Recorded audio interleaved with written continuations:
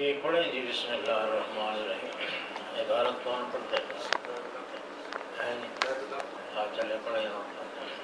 بسم اللہ الرحمن الرحیم. باب کیف کان بدء الوحی الی رسول اللہ صلی اللہ علیہ وآلہ وسلم وقول اللہ تعالی عز وجل انا اوحینا الیک کما اوحینا الی نوح والنبیین من بعده. حدثنا الحمیدی قال حدثنا سفیان قال حدثنا یحیی بن سعید الانصاری قال اخبرني محمد بن ابراہیم التیمی انه سمع علقمة بن وقاص الليثي يقول سمعت عمر بن الخطاب رضي الله عنه على المنبر يقول سمعت رسول الله صلى الله عليه وآله وسلم يقول إنما الأعمال بالنيات وإنما لامرئ ما نوى فمن كانت هجرته إلى دنيا يصيبها أو إلى امرأة ينكحها فهجرته إلى ما هاجر إليه.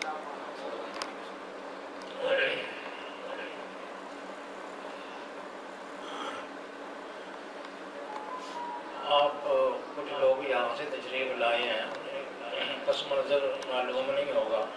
یہ دوست ہیں ہمارے، لاہور سے پڑھتے ہیں، حدیث پڑھ رہے ہیں. تو یہ آئے ہیں کہ بھئی ہمیں تبرکان بخاری شریف کی کچھ درس دے دیں ابتدا سے، پھر آگے جو ہے حدیث پڑھنا شروع کریں گے. تو وہ آغاز کے لیے یہاں آئے. تو قاضی عابد کا خیال تھا کہ یہاں جو اہل علم لوگ ہیں، دوست ہیں، محبت رکھنے والے ہیں، ان کو بھی اطلاع دے دینی چاہیے.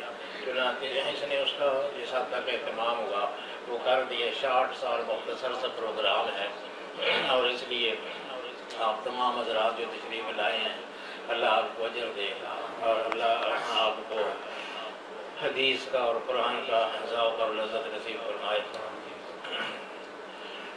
بخاری شریف حدیث کی ایک ایسی کتاب ہے کہ جس کی نظیر کوئی پیش نہیں کی جا سکتی. دنیا میں بخاری کا جو مقام اور مرتبہ اور جو عزت اور وقار اللہ پاک نے اس کو عطا کیا، وہ کسی اور کتاب کو، حدیث کی کسی اور کتاب کو حاصل نہیں ہو سکتا. یہاں تک کہا گیا اصح الکتب بعد کتاب اللہ صحیح البخاری، اللہ کی کتاب کے بعد سب سے صحیح ترین کتاب وہ صحیح البخاری ہے. واقعی ہے بھی ایسا ہی ہے. اس اصول کے بارے میں میں تھوڑی دیر بعد اس کی وضاحت کروں گا، لیکن پہلے جو ہے حضرت امام بخاری جو ہے، جو مصنف ہے اس کتاب کے، ان کے بارے میں مختصر سا تذکرہ کرنا چاہتا ہوں کہ امام بخاری کس قسم کی شخصیت ہوئے ہیں اور اللہ پاک نے ان کو کس طرح نوازا تھا اپنی عنایتوں اور اپنی نوازشوں سے. امام بخاری بچپن ہی میں نابینے ہو گئے، بینائی چلی گئی تھی. ان کی والدہ بہت پریشان رہتی تھی، روتی رہتی تھی، اور ان کی بینائی کی بحالی کے لیے دعائیں کرتی رہتی تھی. اللہ پاک کو ان کے اس رونے پر رحم آیا، اور ایک دن انہوں نے خواب میں دیکھا حضرت ابراہیم علیہ السلام کو. حضرت ابراہیم علیہ السلام ان سے کہہ رہے ہیں کہ بی بی تو بہت پریشان تھی اپنے بیٹے کی نظر چلے جانے کی وجہ سے، اور تو دعائیں کرتی رہتی تھی، تو اللہ پاک نے تیری دعا سن لی ہے اور تیرے بیٹے کی بینائی بحال ہو گئی ہے. تو اس کے بعد جب بیدار ہوئی ان کی والدہ مائدہ، تو حضرت امام بخاری بھی بیدار ہوئے تو ان کی آنکھیں کی بینائی ٹھیک ٹھاک تھی، صحیح ان کو نظر آ رہا. تو اس طرح ان کا آغاز ہی ایک کرامت کے ساتھ ہوا. اس لیے ان کا حافظہ جو ہے وہ کوئی اللہ کا عطیہ تھا. ایسا حافظہ دنیا میں پھر کسی کا سنا نہیں گیا ہے. حضرت ابو ہریرہ رضی اللہ تعالیٰ عنہ کا حافظہ اپنی مثال آپ ہے، مگر وہ حضور صلی اللہ علیہ وسلم کا معجزہ تھا. حضور صلی اللہ علیہ وسلم کے معجزے کی وجہ سے اور اس معجزانہ طور پر ان کو ایسا حافظہ اللہ پاک نے عطا کیا تھا کہ وہ کہتے ہیں کہ حضور صلی اللہ علیہ وسلم نے ایک دفعہ مجھے فرمایا کہ ابو ہریرہ میں ابھی خطبہ دینے لگا ہوں، تم یہاں آگے بیٹھ جاؤ اور اپنی چادر جو ہے یہاں بچھا دو. تو پھر حضور صلی اللہ علیہ وسلم خطبہ ارشاد فرماتے رہے اور میں نے چادر آگے بچھائی رکھی. تو پھر جب حضور صلی اللہ علیہ وسلم فارغ ہوئے تو فرمایا کہ اس کو اٹھا کے تو اپنے سینے کے ساتھ لگا لو. اور اس سے پہلے حضور صلی اللہ علیہ وسلم نے اپنے خالی ہاتھوں سے ایسے اشارہ کیا تھا جیسے کوئی چیز اس میں ڈال رہے. وہ غیر مری قوت تھی یا طاقت تھی، کیا چیز کو لے لی حضور صلی اللہ علیہ وسلم نے. بہرحال حضرت ابو ہریرہ کہتے ہیں کہ میں نے اس چادر کو اٹھا کر سینے کے ساتھ لگا لیا، فما نسیت شیئا بعد، پھر میں ساری زندگی کبھی کوئی شے نہیں بھولا. تو وہ حضور صلی اللہ علیہ وسلم کا معجزہ تھا. ان کا بھی حضرت ابراہیم علیہ السلام کا معجزہ کہہ لیں. خواب میں حضرت ابراہیم علیہ السلام کا دیدار ہوا اور انہوں نے یہ بشارت دی. تو پھر ان کو اللہ پاک نے غیر معمولی حافظہ عطا کیا تھا. اس قسم کا حافظہ تھا کہ ان کے ایک ہم سبق کہتے ہیں کہ ہم اساتذہ کے پاس جایا کرتے تھے سننے کے لیے. امام بخاری کے ساتھ جایا کرتے تھے تو ہم اپنے کاغذ قلم اور کاپیاں لے کر جاتے تھے اور اس میں حدیثیں لکھتے تھے، پھر آپ سے یاد کرتے تھے. امام بخاری کے پاس نہ کوئی کاپی ہوتی تھی نہ کوئی قلم ہوتا تھا. تو کچھ دن گزرے تو ہم نے کہا کہ جی آپ ایسے ہی آتے جاتے ہیں ہمارے ساتھ، جب آپ نے لکھنی نہیں ہے یاد نہیں کرنی ہے تو ہم کھا جانے کا کیا فائدہ. اس طرح سے وہ جو سنی ہوئی بات ہوتی ہے وہ ایک کان سے داخل ہوتی ہے دوسرے کان سے نکل جاتی ہے. اس لیے آپ اس کی کچھ تحفظ کا اہتمام کریں. سارے لکھتے ہیں آپ بھی کچھ لکھا کریں جب جا ہی رہ جائیں. تو یہ خاموش رہے. 16 دن گزر گئے تو ہم کبھی میں کبھی دوسرا کوئی نہ کوئی ان کو کہتے رہتا تھا تو اللہ کے بندے جب یاد نہیں کرنا تو جانا بھی سمجھتے نہیں ہوتے. تو 16ویں دن انہوں نے کہا کہ بھائی تم نے تو مجھے سیٹ ہی کر دیا اللہ کے بندے. اچھا آؤ تم نے جو حدیثیں لکھی ہیں لاؤ میں تمہیں زبانی سناتا ہوں. ہم وہ اپنی اپنی کاپیاں کھول کر بیٹھ گئے. اس دوران میں ہم نے 15,000 حدیثیں لکھی. 15,000 حدیثیں لکھی تھی ہم نے. امام بخاری نے وہ سنانی شروع کی. وہ اللہ کی قسم کہ تو ذرا برابر انہوں نے غلطی واقعہ نہیں. 15,000 حدیثیں انہوں نے پوری کی پوری جمع سنا. تو اس طرح کا اللہ پاک نے ان کو حافظہ عطا کیا تھا، غیر معمولی حافظہ. یعنی بس جو چیز سنی وہ ان کے ذہن میں محفوظ ہو. پھر انہوں نے ارادہ کیا کہ بھئی حضور صلی اللہ علیہ وسلم کی بے شمار حدیثیں جو میرے علم میں ہیں ان سے انتخاب کر کے میں ایک کتاب چلا کروں جو کسی لوگوں کے لیے کارآمد ہو. چنانچہ انہوں نے اس میں انتخاب شروع کیا اور ایک حدیث منتخب کر کے لکھتے تھے اور ہر حدیث منتخب کر کے لکھنے سے پہلے 2 رکعت نماز پڑھتے تھے. یعنی پہلے تو حدیثوں کا انتخاب کافی وقت لگتا تھا. اس میں ایک حدیث منتخب ہوتی ہے، پھر ارادہ ہوتا تھا کہ میں اس کو اپنی کتاب میں لکھ دوں تو لکھنے سے پہلے 2 رکعت نماز پڑھ کے اللہ کی بارگاہ میں التجا کرتے تھے کہ باری تعالیٰ صحیح لکھنے کی توفیق عطا فرمانا. اس کے بعد ایک حدیث لکھتے تھے. یہ انتخاب جو ہے بخاری والا یہ 16 سال میں 16 سال میں وہ جو ان کے منتخبات جو کتابیں ان کے پاس لکھی ہوئی تھیں یا ان کے حافظے میں محفوظ تھیں ان میں انتخاب پر انہوں نے 16 سال لگا دیا. تو اس طرح سے یہ کتاب تیار ہوئی اور اس کتاب نے بہت غیر معمولی شہرت حاصل کی. حدیث کی کوئی کتاب ایسی شہرت نہیں حاصل کر سکی. شرق و غرب میں جنوب و شمال میں جو امام بخاری کو عزت اور وقار عطا ہوا اور ان کی کتاب کو جو عظمت حاصل ہوئی اس کی کوئی مثال نہیں ہے. حضرت احمد طوسی ایک بڑے محدث ہیں. وہ کہتے ہیں کہ میں امام شافعی رحمۃ اللہ علیہ کی کتاب کا درس دیا کرتا تھا.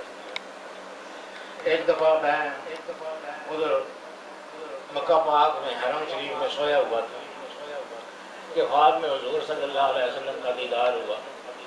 حضور نے فرمایا کہ کب تک شافعی کی کتاب پڑھاتے رہو گے اور کب تک اس کا درس دیتے رہو گے.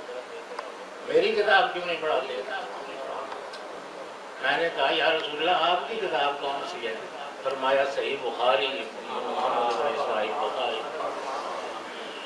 تو اس طرح سے ان کو بارگاہ نبوت میں قبولیت حاصل ہوئی اس کتاب کو، اور بہت غیر معمولی اللہ پاک نے اس کو پذیرائی عطا کی۔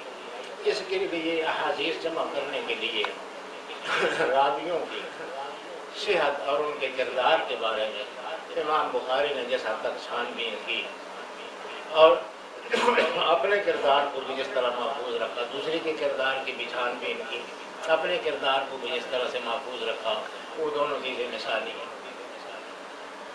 دوسروں کے کردار کے حوالے سے یعنی جس راوی میں کسی قسم کا بھی کوئی اشتباہ ہو اس کو وہ قبول نہیں فرماتے ہیں۔ اس سلسلے میں انہوں نے ایک سفر کیا، ایک حدیث کا پتہ چلا تھا کہ کسی کے پاس ہے، اس آدمی کے پاس گئے، پہنچ گئے اس آدمی تک طویل سفر کر کے۔ جب وہاں پہنچے تو وہ آدمی جو روایت بیان کرتا تھا اس کا گھوڑا بھاگ گیا۔ اس نے اپنے گھوڑے کو پکڑنے کے لیے ایسے جھولی آگے پھیلائی، گھوڑے نے یہ سمجھا کہ اس میں چارہ ہے، گھوڑا چلا آیا اس کی طرف، اس نے پکڑ لیا۔ امام بخاری نے یہ منظر دیکھا، فرمایا جو آدمی گھوڑے کو دھوکہ دے سکتا ہے اس کے بارے میں کوئی یقین نہیں کیا جا سکتا ہے کہ حدیث صحیح بھی آئے گا۔ وہیں سے واپس آ گئے، طویل سفر کر کے گئے تھے، حدیث نہیں سنی۔ اور اپنا اللہ پاک نے اپنے کردار کے تحفظ کا ایسا ان کو عجیب و غریب ملکہ عطا فرمایا تھا، اور اس سلسلے میں یہ اتنا اہتمام کرتے تھے۔ ایک دفعہ یہ سفر پر جا رہے تھے، کشتی میں سوار ہوئے تو کشتی آگے چلی گئی، سمندر میں دور تک چلی گئی، تو ایک آدمی ان کے پاس آیا کہ جی میں بہت مجبور آدمی ہوں اور میرے وسائل نہیں ہیں اور میری بہت مجبوریاں ہیں، کوئی میری امداد کر دے اگر آپ کسی طرح کی کوئی امداد کر سکتے ہیں۔ حضرت امام بخاری کے پاس ہمیانی تھی، ہمیانی بٹوا سمجھ لیں، ایک بٹوا تھا، ہمیانی تھی، تھیلی تھی جس میں 200 اشرفیاں تھا۔ 200 اشرفی بہت قیمتی شے، 100 اشرفی جو ہے وہ سونے کی ہوتی تھی، تو اس زمانے میں وہ کروڑوں کی رقم بن گئی۔ 200 اشرفی تھی۔ ایک آدمی نے ان کے پاس اپنی مجبوری کا رونا رویا، تو انہوں نے ہمیانی نکالی اور اس میں سے 2 دینار نکال کے اس کو دے دیا۔ بس یہ بات ختم ہو گئی۔ وہ آدمی کو بڑا شرارتی تھا، اس نے تھوڑی دیر بعد شور مچا دیا کہ میری ہمیانی گم گئی ہے جس میں میری اشرفیاں ہیں، اور ہمیانی کی نشانی اس طرح کی ہے، اس طرح کی ہمیانی ہے، اس طرح کے اس کے اوپر پھول ہے اور اس طرح کی کیفیت ہے۔ وہی جو ہمیانی امام بخاری کی تھی وہ کیفیت بیان کر دی اس نے۔ شور مچ گیا۔ کپتان نے کہا کہ تلاشی کی جائے، لوگوں کی تلاشی کی گئی، آغاز ہوا تلاشی کا۔ امام بخاری کی بھی تلاشی ہوئی، بہت باریک بینی سے تلاشی لی گئی، اشرفیاں نہ نکلی امام بخاری کے پاس۔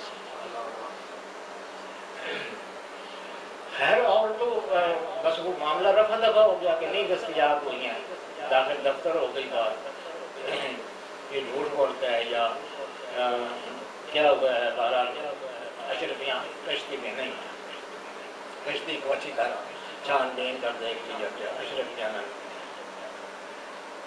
معاملہ ختم ہو گیا۔ آخر یہ کشتی کنارے لگی جا کے امام بخاری وہاں اترے، تو وہی جو مانگنے والا وہ ان کے پاس آیا، اس نے کہا جی میں معافی مانگتا ہوں اپنی غلطی کی، باقی میں نے آپ پر الزام لگایا، لیکن مجھے یہ بتا دیں کہ وہ ہمیانی کدھر گئی؟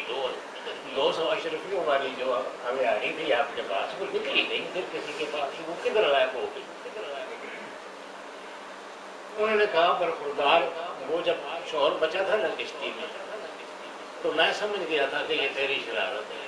میں نے اسی وقت وہ یعنی اشرفیوں سمیت سمندر میں ڈال دی. وہ حیران ہو گیا کہ اتنی بڑی رقم آپ نے سمندر میں ڈال دی تھی, پھینک دی تھی. انہوں نے فرمایا ہاں میں نے پھینک دی تھی. کیسے بھی اس طرح ہے کہ میں حضور صلی اللہ علیہ وسلم کی حدیثیں جمع کرتا ہوں, اور اگر یہ بات پھیل جاتی کہ بخاری کے بعد سے وہ امیانی نکلی ہے جس کا کچھ اور دعوے دار تھا, وہ غلط ہوتا صحیح ہوتا, لیکن لوگوں کا ذہن کھٹک جاتا, اور اس کا نتیجہ یہ نکلتا کہ حضور صلی اللہ علیہ وسلم کی وہ حدیثیں جو میں نے جمع کی ہیں اور میں شبہ پیدا ہو جاتے ہیں. میں نے کہا حضور صلی اللہ علیہ وسلم کی حدیث میں شبہ نہیں پیدا ہونا چاہیے. 199 198 ایسے نکل جاتی ہیں پھر جائیں, اس لیے میں نے اسی وقت پھینک دی. یعنی اس حد تک انہوں نے اخلاص کے ساتھ حضور صلی اللہ علیہ وسلم کی حدیثوں کو جمع کیا, اور اسی کا یہ صلہ اللہ پاک نے ان کو عطا کیا کہ ایسی کتاب لکھی انہوں نے. ہم خود بھی حیران ہوتے ہیں, اور فی الواقعہ یہ حیران کون شے ہے. یہ امام بخاری اس کی ہر چیز پر مستقل کتابیں لکھی گئی ہیں, اس کے باب پر, اس کے ترجمہ الباب پر, اس کی تشریحیں, باب کی متن کے ساتھ مطابقت, اس کی شرح, اور یعنی اس کا ہر پہلو جو ہے اس پر مستقل کتابیں لکھی ہوئی ہیں. اور ایک غیر معمولی قسم کی کتاب ہے فن حدیث. تو اللہ پاک نے ہمیں یہ سعادت بخشی, اور ان نوجوانوں کو یہ سعادت بخشی, اور تمام لوگوں کو یہ سعادت بخشی کہ اس عظیم کتاب کی پہلی حدیث جو ہے وہ ہم سماعت کر رہے ہیں اور بیان کر رہے ہیں. حضور صلی اللہ علیہ وسلم کا فرمان اصطلاحی طور پر حدیث جو ہے, حدیث ہر اچھی بات کو, اچھی کیا ہر بات گفتگو بات سے یہ حدیث کہلاتی ہے. اس طرح سے قرآن شریف کی حدیث ہے, ما کان حدیث یفترا, اللہ پاک نے فرمایا یہ کوئی افترا شدہ حدیث نہیں ہے. اور اللہ نزل احسن الحدیث کتاب متشابہ, اللہ پاک نے بہترین حدیث نازل فرمائی, وہ کتاب متشابہ. تو مطلب یہ ہے کہ احسن الحدیث خود کتاب اللہ ہے, لیکن اصطلاحی طور پر حدیث کا اطلاق حضور صلی اللہ علیہ وسلم کے قول پر حدیث رسول ہے. حدیث رسول کا اطلاق حضور صلی اللہ علیہ وسلم کے قول, حضور صلی اللہ علیہ وسلم کے فعل, اور حضور صلی اللہ علیہ وسلم کی تقریر. تقریر سے مراد خطاب نہیں ہے, ہم جو تقریر سے مراد خطاب لیتے ہیں تقریر کی بلا آدمی نے, لیکن تقریر سے مراد کسی چیز کو مقرر رکھنا اور برقرار رکھنا ہے. یعنی 3 قسم کی چیزیں ہیں, وہ ساری حدیث رسول میں شمار ہوتی ہیں. ایک یہ کہ حضور صلی اللہ علیہ وسلم نے کوئی چیز فرمائی ہوتی زبان کے ساتھ. دوسری یہ کہ حضور صلی اللہ علیہ وسلم نے کوئی کام کیا ہو, وہ بھی حدیث رسول ہے, قول رسول, فعل رسول. یا یہ کہ حضور صلی اللہ علیہ وسلم کے سامنے ایک کام ہوا اور آپ نے انکار نہیں کیا, آپ نے ناپسند نہیں کیا, اس کو برقرار رکھا اس کو, تو وہ تقریر ہے. تو یہ تقریر رسول, فعل رسول اور قول رسول, ان سب کو حدیث کہا جاتا ہے, حدیث رسول کہا جاتا ہے. تو حدیث رسول جمع کی حضرت امام بخاری نے, اور ان کے علاوہ باقی محدثین نے بھی یہ کام کیا, اور ان کو یہ اعزاز حاصل ہے کہ ان کی کتاب جو ہے وہ ان ساری کتابوں سے بالا تر قرار پائی اور بہتر قرار پائی. اب ایک مسئلہ ہے وہ سمجھنے کا ہے, اہل علم کے سمجھنے کا ہے, وہ یہ کہ بخاری ہو یا کوئی اور کتاب ہو, ان کی روایتوں میں یہ بڑی الجھن ہے کہ ان کی روایتوں میں شیعہ بھی پائے جاتے ہیں. ان کے راوی جو روایت کرنے والے ان میں شیعہ بھی ہیں, بڑے اکابر شیعہ ہیں, ان میں خارجی بھی ہیں, ان میں معتزلہ بھی ہیں, ان میں جہمیہ, قدریہ اور دیگر نقطہ نظر کے لوگ بھی ہیں. تو مختلف جتنے بدعقیدہ فرقے ہیں وہ سارے راوی ان کتابوں میں پائے جاتے ہیں, خود بخاری میں پائے جاتے ہیں. تو اب یہ ایک خاصی الجھن والی بات ہے کہ اتنا حدیثوں کے بارے میں اہتمام اور ان کے عقائد سے صرف نظر یہ بات عجیب سی ہے، پریشان کون ہے کہ انہوں نے کیوں اس طرح سے کیا اور اس مسئلے میں کیوں انہوں نے نرمی برتی۔ اس سلسلے میں بعض محدثین نے یہ توجیہ نکالی ہے کہ بدعقیدہ قسم کے لوگ دو طرح کے ہوتے ہیں۔ ایک وہ ہوتے ہیں جو داعیہ ہوں، یعنی وہ برائی کی طرف دعوت دینے والے، اپنی عقیدے کی طرف دعوت دینے والے لوگوں کو اصرار کر کے اپنی طرف بلانے والے وہ لوگ جو بڑے ان سے نہیں دیتے ہیں۔ محدثین جو ہیں وہ کم تر درجے کے شیعوں سے اور کم تر درجے کے خارجیوں سے تو لیتے ہیں، لیکن جو کٹر شیعی ہیں یا کٹر خارجی ہیں ان سے نہیں لیتے ہیں۔ اس طرح سے محدثین نے کچھ گنجائش پیدا کی، لیکن عملاً صورتحال یہ ہے کہ اس طرح سے نہیں ہے۔ ان میں کٹر شیعے، کٹر خارجی، بڑے بڑے داعیے ان راویوں میں موجود ہیں۔ مثال کے طور پر عمران بن حطان ایک خارجی راوی ہے۔ خارجی وہ ہے جو حضرت علی کو ناپسند کرتے ہیں۔ حضرت علی کو شہید بھی ایک خارجی نے کیا، عبد الرحمن بن مرجم اس کا نام تھا۔ وہ کسی لڑکی پر عاشق تھا۔ اس لڑکی نے کہا کہ میرا بار یہ ہے کہ 3000 روپیہ، ایک غلام، ایک لونڈی اور علی کا قتل، یہ 4 چیزیں میرا مال۔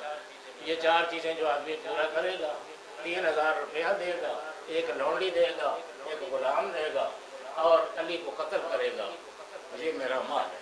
وہ بھی خارجی عورت تھی جس پر وہ عاشق تھا۔ تو اس نے ساری چیزوں کا بندوبست کیا اس کے ساتھ شادی کے لیے، اور حضرت علی کرم اللہ وجہ کی شہادت بھی اس بدبخت کے ہاتھوں سے ہوئی۔ لیکن یہ خارجی لوگ جو ہیں یہ اس کو اچھا سمجھتے ہیں، اس عبد الرحمن ابن ملجم کو اچھا سمجھتے ہیں کہ اس نے حضرت علی سے لوگوں کی جان چھڑائی، کیونکہ مخالفت تھی۔ خارجی وہ لوگ تھے جن کو حضرت علی نے جنگ نہروان میں قتل کیا تھا، تو اس لیے خارجی ان کے سخت دشمن تھے۔ تو یہ عبد الرحمن بن ملجم ان خارجیوں میں سے ایک تھا۔ عمران بن حطان جو ہے، جو راوی ہے بخاری کا، یہ اس درجے کا خارجی ہے کہ یہ اس عبد الرحمن کی تعظیم کرتا ہے، اس کی عظمتیں بیان کرتا ہے اور کہتا ہے یا برفتم من بقی ما اراد بها الا لیبلغ منزل عرش رضوان۔ کیا ضرب تھی من بقی کے ایک نیک آدمی، ما اراد بها، اس کا کچھ ارادہ نہیں تھا، الا لیبلغ منزل عرش رضوان، مگر اللہ کی رضا مطلوب تھی۔ انی لاذکرہ یوما، میں اس کو جب بھی یاد کرتا ہوں، عبد الرحمن بن ملجم کو، قاتل علی کو، تو فاحسبہ، میں گمان کرتا ہوں، یقین کرتا ہوں اس کے بارے میں کہ اوفى البریۃ عند اللہ میزانا، اللہ کے نزدیک میزان کے اعتبار سے سب سے کامیاب ترین اور سب سے مکمل ترین شخص یہ عبد الرحمن بن ملجم۔ اگرچہ اس وقت یہ محدث تھے طبری، انہوں نے اس کا جواب دیا تھا، انہوں نے کہا تھا انی لاذکرہ یوما واعلن عمران ما حدث، میں اس کو یاد کرتا ہوں جب بھی عبد الرحمن بن ملجم کو تو لاز پر لاز 100 لاکھ میں بھیجتا ہوں، واعلن عمران ما حدث، اور عمران اور اس کے ابی حطان ان پر بھی میں لعنت بھیجتا ہوں۔ سنی حضرات نے اس وقت بھی تردید کی تھی، لیکن اس کے باوجود یہ بخاری کی راویوں میں سے ہے، بخاری اس سے روایت لیتے ہیں۔ اسی طرح شیعہ، بڑے بڑے قابل شیعہ جو حضرت معاویہ کو، حضرت عمرو بن عاص کو، صحابہ کرام کو اچھا نہیں سمجھتے تھے، غالی تھے، متشدد تھے، وہ بھی روات ہیں بخاری کے۔ تو ایسا کیوں ہوا؟ میرے کہنے کا مقصد یہ ہے کہ محدثین یا محدثین کے دفاع میں جو لوگ یہ کہتے ہیں کہ انہوں نے ہلکے درجے کے شیعوں سے لیا یا ہلکے درجے کے خارجیوں سے لیا، یہ درست نہیں ہے بات۔ انہوں نے کٹر انتہائی متشدد خارجیوں سے بھی روایتیں دی ہیں اور انتہائی متشدد شیعوں سے بھی روایتیں کی۔ تو اصل میں مسئلہ یہ ہے کہ اس وقت ان کے ذہن میں ان کا مد نظر یہ تھا کہ حضور صلی اللہ علیہ وسلم کی احادیث کا تحفظ، حضور صلی اللہ علیہ وسلم نے جو کچھ فرمایا ہے اس کو جمع کرنا اور اس کو ترتیب دینا، تحفظ حضور صلی اللہ علیہ وسلم کے احادیث کا۔ اس میں انہوں نے صرف ایک بات کو ملحوظ رکھا کہ راوی صدوق سچا ہونا چاہیے، عقیدہ اس کا جو بھی ہے، نظریہ اس کا جو بھی ہے، خارجی ہے، شیعہ ہے، معتزلہ ہے، جومی ہے، قدری ہے، جو بھی ہے، لیکن سچا ہو۔ اس لیے جو بھی راوی ہیں ان کے، وہ خارجی ہو یا شیعہ ہو، سب کے بارے میں متفق ہے محدثین کہ صدوق اور ہے سچا ہے پکا شیعہ مگر ہے سچا ہے پکا خارجی لیکن ہے سچا ہے۔ انہوں نے صرف ایک چیز ملحوظ رکھی کہ صدوق یعنی سچا ہوا آدمی، بس جو آدمی سچا ہوتا ہے، جس آدمی کے کردار میں سچائی پائی جائے اور نظریہ اس کا جو بھی ہے، لیکن اس کے قول و عمل میں کذب نہ ہو، کذب شامل نہ ہو، بس اس کو انہوں نے پسند کیا۔ اور یہ آج کا جو سلسلہ ایک دوسرے کو کافر کہنے کا اور ایک دوسرے کو مرتد کہنے کا چلا ہے، یہ اس زمانے میں نہیں تھا۔ اس لیے انہوں نے صرف ایک ہی بات ذہن میں رکھی کہ صدوق ہو، سچا ہو۔ اب وہ اگر صدوق نہیں ہے تو وہ سنی کی روایت بھی نہیں لیے گی، تو یہ جھوٹ بولتا ہے، اور اگر صدوق ہے تو وہ خارجی کی بھی لے لی ہے، شیعہ کی بھی لے لی ہے۔ اصل مقصد یہ تھا کہ حضور صلی اللہ علیہ وسلم کی حدیثوں کو تحفظ دیا جائے۔ اگر یہ وسعت ظرف نہ اختیار کرتے محدثین تو ایک بڑا ذخیرہ حدیث کا رہ جاتا، اس وجہ سے کہ اس کا بیان کرنے والا خارجی ہے یا شیعہ ہے تو بڑا حدیث کے ایک بڑے ذخیرے سے اب محروم ہو جاتے۔ اس لیے انہوں نے یہ نہیں دیکھا کہ اس کا نظریہ کیا ہے، یہ دیکھا کہ وہ سچ بولتا ہے یا سچ نہیں بولتا ہے۔ سچائی کی جب ان کے نزدیک جب محقق ہو گئی، ثابت ہو گئی، پھر وہ خواہ شیعہ ہے اس سے بھی لے لیا روایت، وہ خارجی ہے اس سے بھی روایت لے لی ہے۔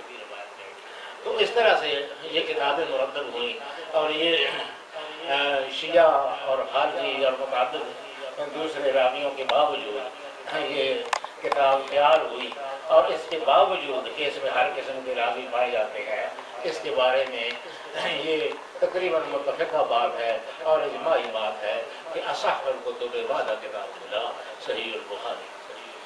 اصح الکتب صحیح کتاب یعنی حضور صلی اللہ علیہ وسلم کی نسبت، حضور صلی اللہ علیہ وسلم کی طرف حدیثوں کی نسبت کے حوالے سے صحیح کتاب جو ہے وہ صحیح البخاری۔ انہوں نے نظریات کو مد نظر نہیں رکھا۔ آیات صدریہ میں بڑے درس ہوا، ایک جواب کے کسی کو جواب دے رہے ہیں، اس کے سلسلے میں وہ فضائل صدیق اکبر وغیرہ کو بیان کیے، کسی شیعہ کا شخص تھا، وہ فضائل بیان کیے، تو پھر خود ہی سوال کیا کہ بھئی یہ جتنی آپ نے حدیثیں لکھی ہیں یہ تو سنی راویوں کی ہیں، تو سنی راویوں میں ہو سکتا ہے اپنی مرضی کے مطابق صدیق اکبر کے فضائل گاڑ لیجیے، شیعہ حضرات اس کو کیسے تسلیم کریں گے؟ تو انہوں نے شیعہ کتابوں سے چند حدیثیں لکھی ان کی فضیلت کی، اور بعد میں کہا کہ اصل بات یہ ہے کہ روایت کے صحیح ہونے میں دار و مدار اس چیز پر ہے کہ راوی سچا ہے یا سچا نہیں، شیعہ ہونا یا نہ ہونا، یا سنی ہونا یا نہ ہونا یہ نہیں ہے۔ یہی اصول شیعہ علماء کے نزدیک ہے، ان کے نزدیک بھی سنی راوی کی روایت قبول ہوتی ہے اگر وہ سچا لازمی، وہ سنی کو لازمی کہتے ہیں، خواہ وہ لازمی ہو۔ کئی راویوں کے بارے میں لکھتے ہیں کہ صدوق ثقۃ علی مسلم فی، شیعہ اسماء الرجال کا اگر آپ مطالعہ کریں تو اس میں لکھا ہوتا ہے یہ سچے ہے، صدوق اور یہ راوی جو ہے ثقہ ہے، صدوق ہے، علی مسلم فی، باوجود اس کے کسی خارجیت پائی جاتی ہے لیکن ہے سچا ہے۔ بہن ہی اسی طرح سنی روایات جو ہے ان میں بھی یہی بات ہے۔ تو یہی حوالے میں کہ حضرت اعظم نے لکھا کہ روایت کے ذوق اور قوت کا دار و مدار مذہب پر نہیں ہوتا ہے بلکہ راوی کی صداقت پر ہوتا ہے۔ تو راوی جو صادق ہو وہ شیعہ ہو یا خارجی ہو ہم اس کی روایتیں قبول کرتے ہیں۔ اسی طرح روایت रावी जो सादिक हो उसकी रवायत शिया हजरात भी कबूल करते हैं। इसलिए शिया हजरात किसी रवायत को इस वजह से रद्द नहीं करते हैं कि ये सुन्नी है, जब तक उसकी सदाकत पर एतराज ना हो। तो इस तरह से ये दार बदार बुनियादी तौर पर इस पर है कि सादिक हो, सच्चा हो, सादिक और अमीन, सच्चा हो, अमीन हो, तो फिर उसकी रवायत जो है सादिक की रवायत वो मुहद्दिसीन कबूल करते हैं, और वो किसी भी मतलब फिक्र के साथ ताल्लुक़ रखता है, वह वो इमरान इब्न हत्तान जैसा मुतशद्दिद खारिजी क्यों ना हो। आज कल के माहौल में ये बात अजीब मालूम होती है, हम तो ज़रा ज़रा सी बात पर कुफर का फतवा लगा देती है, बिदअत का फतवा लगा देती है, शिरक का फतवा लगा देती है। तो ये सारी चीज़ें जो हैं उस ज़माने में नहीं थी। उस ज़माने में मसद ज़रूर थी, नज़रिया जो भी रखता था कोई, अगर वो सच्चा है तो मुहद्दिसीन उससे हदीस लेने में गुरेज नहीं करते थे। और इसके बारे में बुखारी के बारे में आला हज़रत ने लिखा है, पहले बहुत सी किताबों का जिक्र किया कि भाई फलां फलां किताब जो है उन्होंने इल्तिज़ाम तस्हीह किया, यानी कोशिश की कि सही रवायतें लिखें, और इल्तिज़ाम किया यानी दावा किया कि हम इनमें सिर्फ सही रवायतें लिखेंगे। लेकिन फिर मुस्तदरक के हाकिम है, उसने इल्तिज़ाम तस्हीह किया तो उसने कहा कि मैं शेखैन की शरत पर यानी बुखारी और मुस्लिम की शरत पर रवायत लाता हूँ, लेकिन चौथा जो रुबा के किताब हाकिम जो है वो मौजू मनगढ़ंत और बातिल रवायतों से भरी हुई है। तो इस तरह से इसके आखिर में उन्होंने लिखा कि ये शहादत तो अज़ल से बुखारी के हिस्सा में थी कि अहादीस मुस्नदा में हक़ ताला ने उनकी आरज़ू को पूरा फरमाया। तो ये अज़ल से बुखारी के हिस्से में ये बात लिखी गई थी कि रवायत सनद के एतबार से जिस सेहत का एहतमाम है जितना इमाम बुखारी ने किया है कोई दूसरा नहीं कर सकता है, इसलिए ये अपनी नौयत के एतबार से एक गैर मामूली और बेमिसाल शय। तो उस सिलसिले में ये हदीस जो उन्होंने पढ़ी है उसमें इमाम बुखारी ने बाब जो है वो बदउल वही यानी हुज़ूर सल्लल्लाहु अलैहि वसल्लम पर वही की इब्तिदा कैसी हुई, लेकिन इमाम बुखारी ने इस बाब की इब्तिदा एक ऐसी हदीस से की है जिसका वही के साथ ज़ाहिर कोई ताल्लुक़ नहीं है, इसलिए कि वो ये बताना चाहते हैं कि हर शय जो है उसकी उम्दगी का दारो मदार नीयत। ये हुज़ूर सल्लल्लाहु अलैहि वसल्लम का फरमान जो है वो आप ज़र से लिखने के काबिल है कि इन्नमल अमालु बिन्निय्यात, आमाल का दारो मदार नीयत होता है। कोई आदमी बहुत नेक नजर आता है, बड़ा नमाजी है, लेकिन रियाकारी की नमाज पढ़ता है, कुछ फायदा नहीं है, क्योंकि इन्नमल अमालु बिन्निय्यात। बाज़ नमाजी होता है, हुज़ूर सल्लल्लाहु अलैहि वसल्लम फरमाते हैं कि उसकी नमाज उसके मुंह पर मार दी जाती है। रुब्ब मुसल्लिन व सलातु तदअ व रुब्ब क़ारिन लिल क़ुरआन वल क़ुरआन यदअ। कितने ही नमाजी होते हैं कि नमाज उन पर लानत भेज रही होती है, कितने ही कुरान पढ़ने वाले होते हैं कि कुरान उनको लानत कर रहा होता है, इसलिए कि उनका मकसद अल्लाह की रज़ा नहीं होती है, खुलूस नहीं होता है। इसलिए बहुत ही अच्छा काम हो लेकिन मकसद उससे अल्लाह की रज़ा न हो तो वो इन्नमल अमालु बिन्निय्यात के मुताबिक वो गलत हो जाता है काम, वो अल्लाह के लिए काम नहीं रहता है, उस शख्स के लिए काम हो जाता है। और रिया जो है, रिया को सूफिया ने शिर्क करार दिया है। वो कहते हैं कि वो उससे मकसूद अल्लाह होते ही नहीं है, मकसूद तो वो आदमी है जिसको दिखाने के लिए वो कर रहा है। तो इसलिए ये शिर्क है, रिया जो है ये बहुत बड़ा शिर्क है। तो दोस्तों हमें इस चीज़ का ख्याल रखना चाहिए।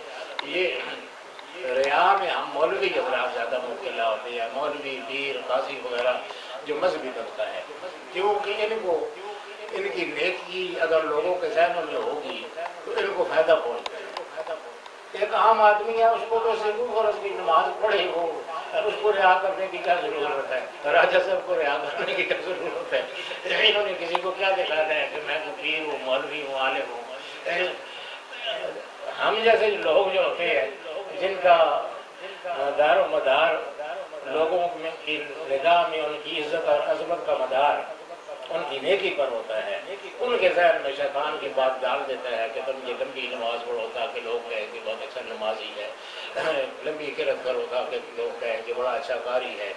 تو یہ دوستو ہمارے طبقے کا مسئلہ ہے، اس لیے آپ سب کو میرے سمیت ہم سب کو اس چیز پر غور کرنا چاہیے کہ ہمارے کسی عمل میں ریا شامل نہ ہو جائے۔ تو بہرحال اور کبھی ایسا بھی ہوتا ہے کہ ایک عمل بظاہر برا ہوتا ہے لیکن کیونکہ نیت اس کی اچھی ہوتی ہے اس لیے اس وقت اس کے لیے لازم ہو جاتا ہے۔ جس طرح کذب ہے، مثلا کذب بعض صورتوں میں محدثین نے اور فقہاء نے لکھا ہے کہ لازمی ہو جاتا ہے۔ مثال کے طور پر ایک آدمی ہے، اس کے پیچھے قاتل لگی ہوئی ہے اور اس کو مارنا چاہتے ہیں، ہاتھوں میں ٹوکے اور چھریاں لیے ہوئے اس کے پیچھے دوڑتے آ رہے ہیں، وہ آ کے آپ کے پاس چھپ جاتا ہے، وہ پیچھے پوچھتے ہوئے آتے ہیں کہ بھئی وہ ہے یہاں پر، یہاں کوئی آدمی آپ کے پاس کیوں نہیں چھپا ہوا ہے؟ اب سچی بات تو یہ ہے کہ آج ہی چھپ رہے ہیں اب بیٹھا تو یہ سچ جو ہے یہاں جائز نہیں، یہاں اس کی جان بچانے کے لیے یہ جھوٹ بول دینا لازم ہے، واجب ہے کہ جی نہیں میرے پاس نہیں چھپا ہے، جو کچھ بھی کرنا پڑے اس کی جان بچانے کے لیے، حفظ نفس کے لیے وہ ضروری ہو جاتا ہے۔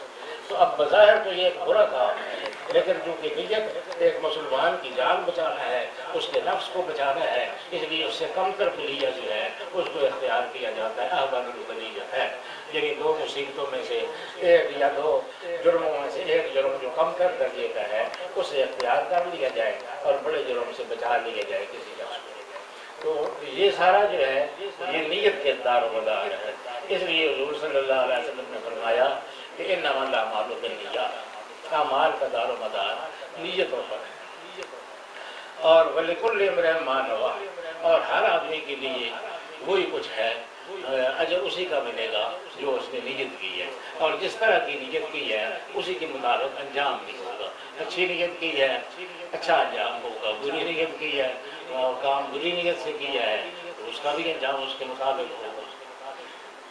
تو اس کے بعد حضور صلی اللہ علیہ وسلم نے بطور وضاحت سے بات بتائی کہ فمن کانت ہجرتہ الی اللہ ورسولہ فہجرتہ الی اللہ ورسولہ، یعنی جس کی نیت ہجرت الی اللہ ورسولہ ہو، ہجرت اس نے کی اور نیت بھی یہ تھی کہ میں اللہ کے لیے اپنا وطن چھوڑتا ہوں، اپنا ملک چھوڑتا ہوں، اپنا علاقہ چھوڑتا ہوں، تو یہ ہجرت اللہ کے لیے ہوگی اور رسول کے لیے ہوگی۔ ومن کانت ہجرتہ، اور اگر ہجرت کسی دنیاوی کام کے لیے کی، کسی عورت کے لیے یا کسی مال کے لیے یا کسی اور غرض کے لیے نام اس کا ہجرت رکھا، ہجرت کی آڑ میں وہ سفر کیا اور اصل خیال یہ تھا کہ فلاں عورت کے ساتھ شادی کرنی ہے یا فلاں مال حاصل کرنا ہے، یا تو اس صورت میں اس کو ہجرت کا کوئی اجر نہیں ہوگا، کیونکہ اس نے کی نیت ہی وہ شاید نہیں تھی۔ نیت جس قسم کی ہوگی اسی قسم کا اس کے مطابق اجر مرتب ہوگا۔ تو اس لیے دوستو اس حدیث کی بنیادی تعلیم یہی ہے کہ اخلاص نیت، کوئی بھی کام ہو فاعبدوا اللہ مخلصا لہ الدین، اللہ کی عبادت کرو خالص دین اس کے لیے ہو، خالص اس کی رضا مطلوب ہو، اور کوئی آدمی مطلوب نہ ہو، اس کو خوش کرنا مطلوب ہو، تو وہ عمل جو ہے وہ صحیح ہے۔ انما الاعمال بالنیات، اعمال کا دار و مدار نیتوں پر ہے۔ اور اسی بخاری شریف کو امام بخاری نے ختم کیا، وہ ختم جس بخاری کو جس حدیث پر کیا امام بخاری نے، یہ پہلی حدیث ہے اس کی، اور ختم اس کو کیا اس پر کہ حضور صلی اللہ علیہ وسلم نے فرمایا کلمتان خفیفتان علی اللسان ثقیلتان فی المیزان حبیبتان الی الرحمن سبحان اللہ وبحمدہ سبحان اللہ۔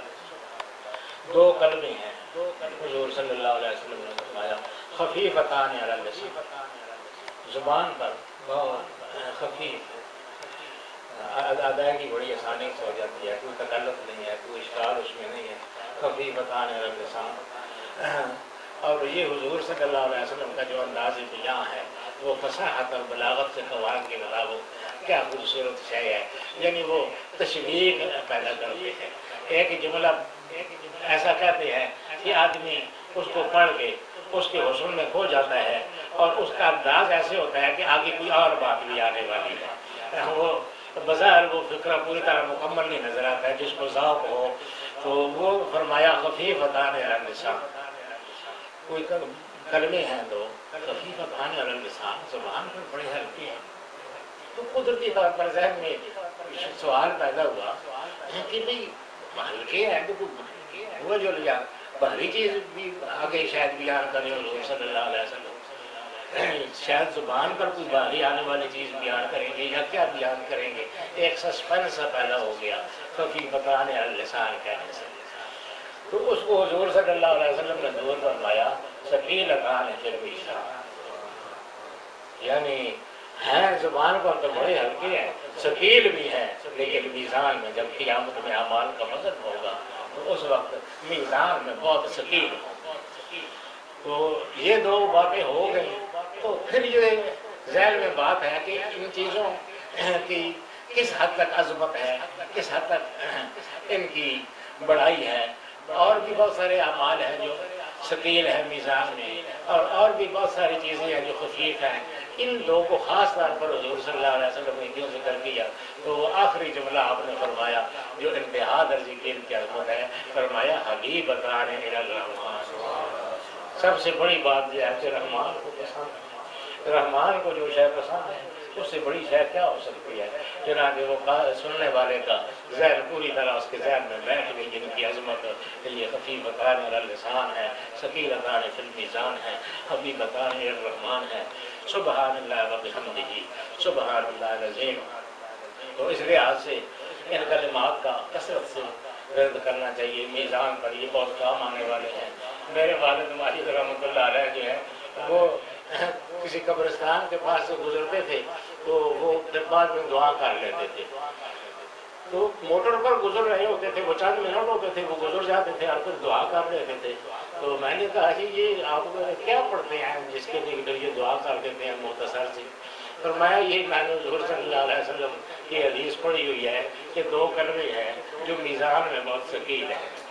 تو مردوں کے لیے تو میزان کا مسئلہ ہوتا ہے کہ ان کی میزان ثقیل ہو جائے. اس لیے میں گزرتے ہوئے بس 3 دفعہ سبحان اللہ و بحمدہ سبحان اللہ العظیم اور درود شریف ساتھ پڑھ دیتا ہوں. بس میں یہ سمجھتا ہوں کہ مردوں کے لیے کافی ہے. تو اس طرح دوستو ہمیں اپنے اس کو معمولات میں شامل کرنا چاہیے، اپنے اس زندگی کے نصاب میں شامل کرنا چاہیے اس کو. اور اس کے ساتھ مناسبت یہ ہے، یعنی وہ پہلے آغاز باب کا جو ہے وہ انما الاعمال بالنیات والی حدیث ہے، اور آخر میں وہ حدیث ہے.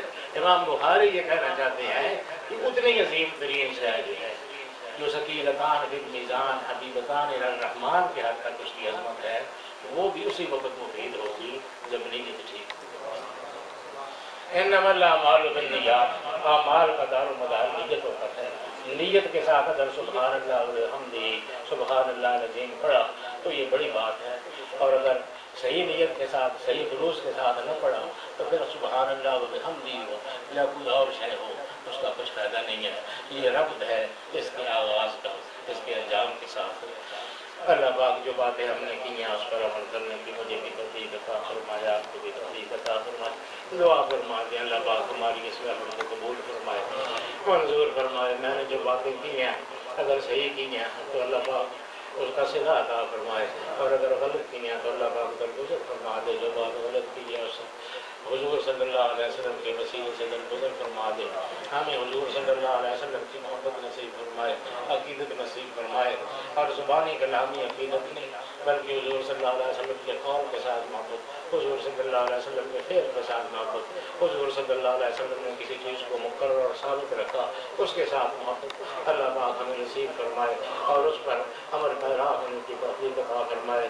ہماری زندگیوں میں حدیث کا نور نظر آئے، سنت کا نور نظر آئے، اور اس کے مطابق اللہ پاک ہمیں زندگی عطا کرنے کی توفیق عطا فرمائے. یہ جو نوجوان آئے ہیں محبت اخلاص کے ساتھ اللہ پاک ان کو بھی اجر عطا فرمائے، اور محفل میں شمولیت کے لیے اور جو لوگ آئے ہیں ان پر بھی اللہ کرم فرمائے اور ان کو بھی خوشیاں نصیب فرمائے.